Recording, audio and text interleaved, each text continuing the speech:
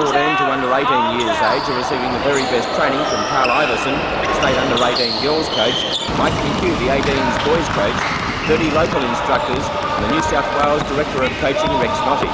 Mr Nottage is extremely impressed with the talent on show.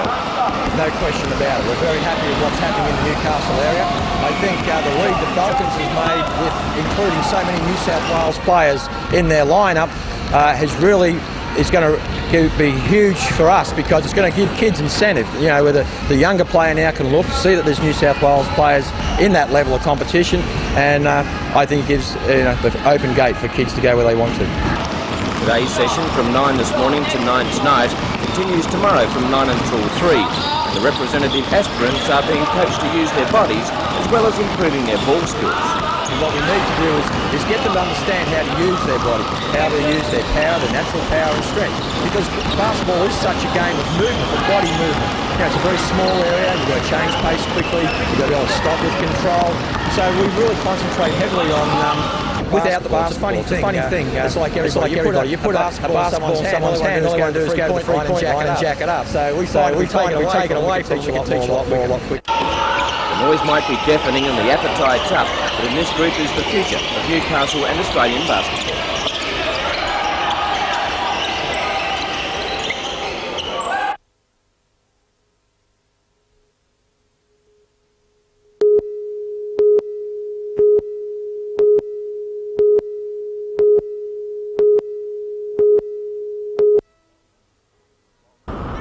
While most sports people are still playing cricket or tennis this time of year, soccer is off to an early start with the first match of the pre-season competition today. As was expected, the first few touches were hesitant ones, and Warringah along with Australs found it hard to find a rhythm.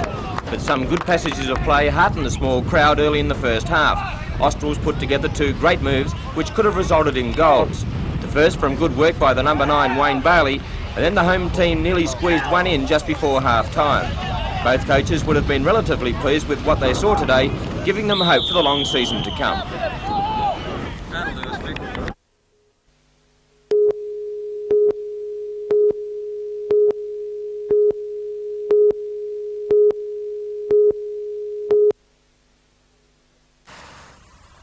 "117 players teed off in the inaugural competition.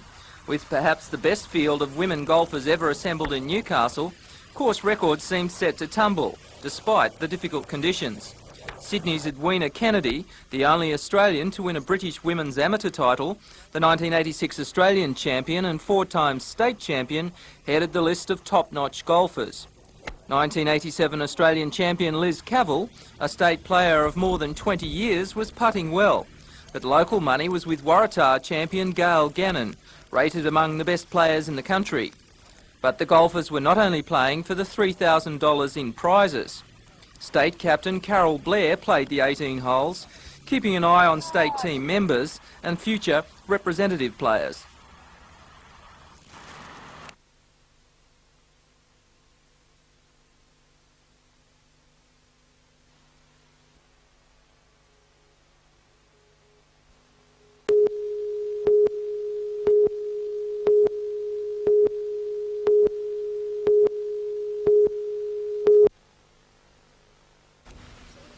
The appointment of the Reverend Julia Perry to take charge of the parish of Williamtown, Madawi and Malabulla is an unprecedented move for New South Wales and possibly Australia. But the ordination of women as priests will not be made by the National Church until August. If the decision goes in the Bishop of Newcastle's favour, Deacon Julia may become Australia's first woman priest.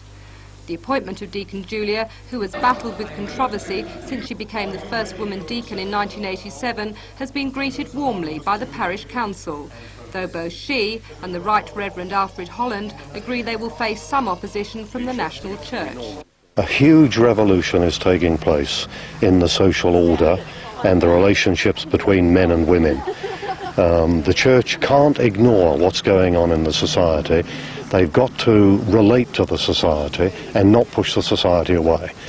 You know, I think men and women have got equal leadership abilities. That's been shown in many areas of life. And I think the church is missing out if we don't use the abilities of women in leadership positions. The move is seen by the Bishop as a significant attempt to get away from tokenism, and he is backed by the Newcastle Diocesan Synod, who overwhelmingly supports women as priests. Deacon Julia will take charge of her parish on June the 1st, and she is confident of overcoming any opposition from critics. When it really comes down to the crunch, actually seeing a woman engaged in ministry is the most powerful way to make people easier with the knowledge that they have a woman as their clerical leader or as a woman in ministry.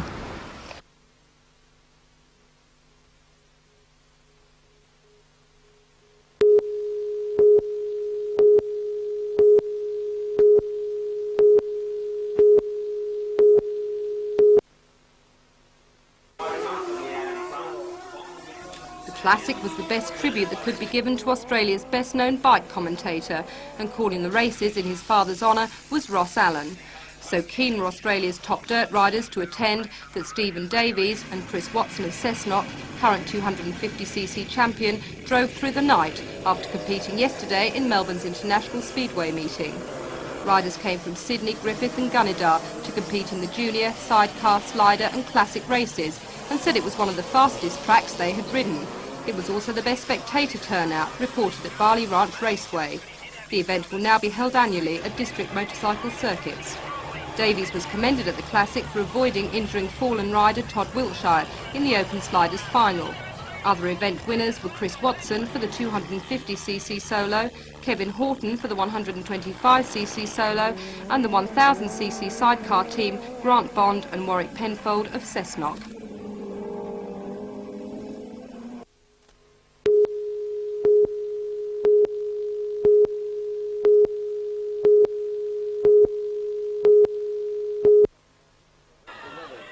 For West Coast John Bailey and his opposite number Alan McMahon of the Knights, it was a chance to see their new chargers for the first time under match conditions.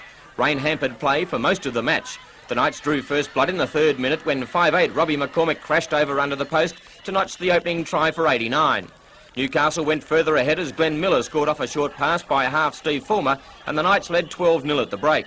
McMahon made many changes to his side, with ex-Canterbury star Michael Hagan taking the paddock, along with Mark Sargent and Peter Johnson. And it wouldn't be the same if there wasn't the odd altercation as the forwards sorted each other out. But the Westpac got their act together, and with Kevin Langer playing well at halfback, the Magpies hit back with a pushover try to hooker Alan Fowler, a good try to Shane Lee, and from a short crossfield kick, Graham Mackay scored in the corner to give the Sydney Siders the 14-12 victory. Both camps will be left with plenty to enthuse about for the coming season.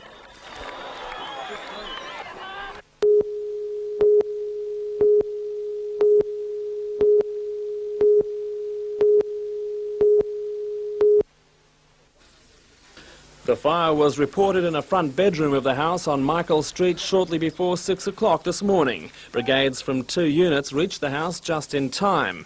The occupants were absent overnight, but 2 dogs and 4 cats were trapped inside and succumbed to smoke.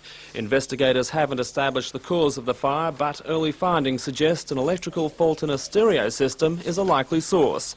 Although fire gutted only the bedroom, smoke damage is extensive and will add much to an already costly repair bill.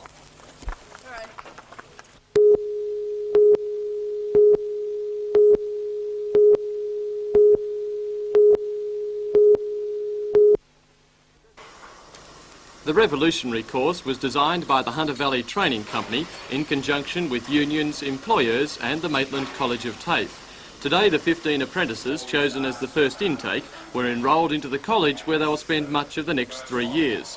The apprentices will attend college 2 days a week instead of the usual 1, completing the theoretical component of their training in 3 years instead of 4. If they pass a competency test, they can then choose more advanced courses which will qualify them for higher wages. It is the first time such a course has been attempted. I believe this pilot program is the most important thing that's happened in trade training this century in Australia. Chairman of the Hunter Valley Training Company, Milton Morris, says although the trainees will obtain less on-the-job experience, both unions and employers have supported the format. He says tradespeople must become better educated to compete in a multi-skilled workforce and expects similar schemes to be adopted Australia-wide. I believe what has commenced here this morning is going to spread like a bushfire right throughout Australia. The advantages to the apprentice make the new scheme particularly attractive to them. As well as progressing through their training more quickly, they'll receive higher pay, potentially earning a full tradesman's wage after 3 years. It's good. You can get out of wherever you're working quicker and you can go to different places. You go to a lot of employers while you're getting trained, so that means you've got a better chance of getting a job after your apprenticeship.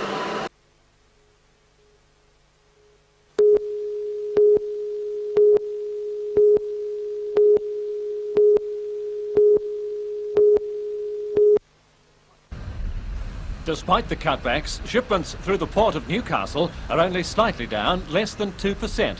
By contrast, Port Kembla handled nearly a quarter less coal because most of the lost European contracts and spot sales were from southern and western mines. A spokesman for the New South Wales Coal Association said today the weakening American dollar has made the United States more competitive in the European market. The spokesman also said increases in ocean freight rates, which are based on supply and demand, place Australia at a disadvantage in the landed price we can offer that part of the world. By contrast, such freight price increases place us in a better position to sell to Asia, reflected in slightly increased levels of sales of both coking and steaming coal to Japan.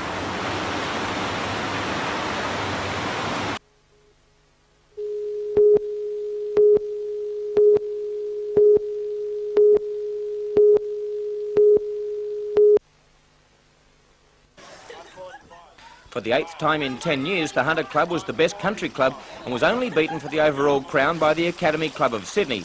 Craig Davidson picked up 2 silver and 1 bronze and is a backstroker of the future. Jamie Jenkins won 2 gold, 3 silver and a bronze, one of the gold being for the 13 years 1500 metres. Jared Anthony had a great carnival, winning every event he entered. Well, you couldn't go over Jared Anthony, a 12-year-old boy who won every event that he was eligible for and had the best record of anyone at the weekend.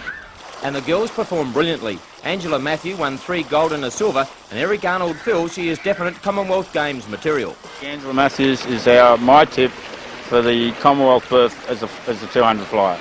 But the feats of 11-year-old Philippa Reeves were outstanding. For the carnival, 9 golds, including 4 state records. She has a big future, and we're looking at an 11-year-old girl, and there's a long way to go yet before anything happens. If things go the way they are at the moment, there's no reason why this young lass can't represent Australia. Arnold has a busy month ahead of him, setting his charges for the Nationals and Australian age titles.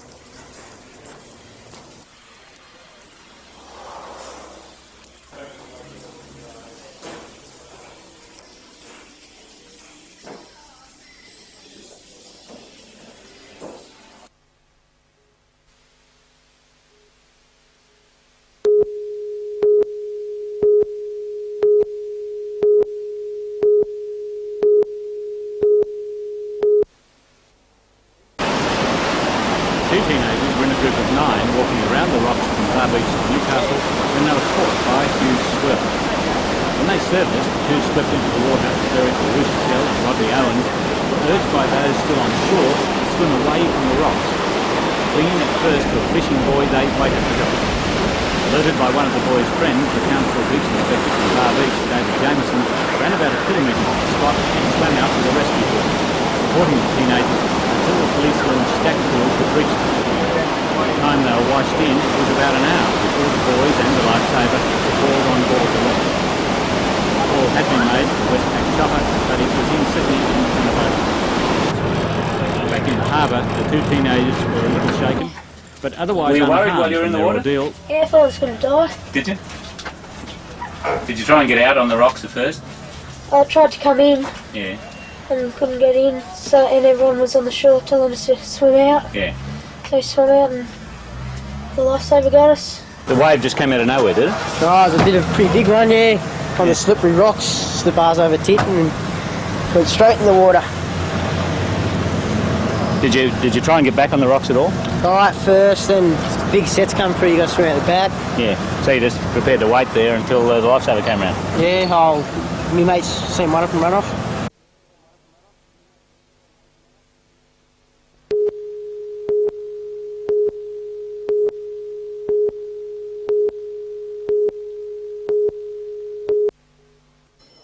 From the time of signing the $500 million contract to supply 450 Tangara carriages to the State Rail Authority, just 14 months passed until the first model was handed over.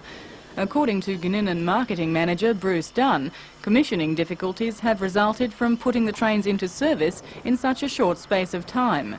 The SRA says Gininan is behind in its construction schedule. By now it says it should have 15 four-car trains, but it has only 4. Gininan admits it is behind schedule, but not to that extent. Asked today if the SRA would continue the contract with Gininan to supply 450 carriages, State Rail Chief Ross Sayers said, provided the quality and quantity of the Tangara comes back on schedule, there would be no need to call the contract into question. Whether or not Gininan would be given future contracts would be determined if and when the situation arose. Gininan has met the cost of tests and the rectification of problems and says it has several trains ready for the SRA, but it has not yet accepted them. Discussions on what's been described as the most modern train of its type in the world will continue tomorrow. Gininan hopes basic problems will then be solved.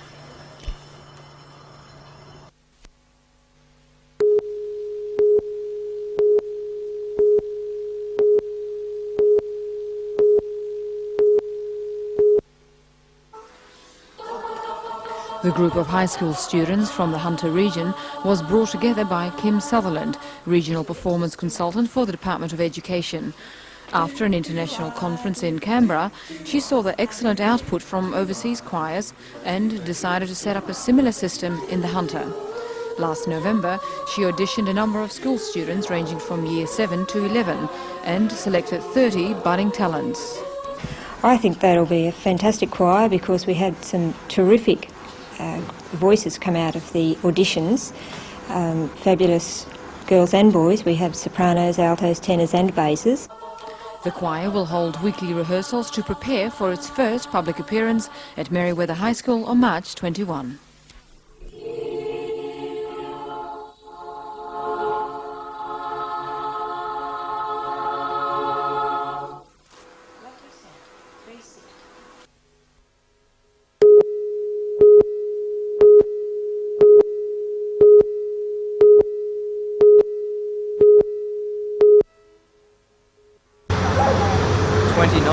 Kerry Beer, a single parent, is now sheltering in a Swansea motel with her 18-month-old baby Simone and her 3 school-age sons.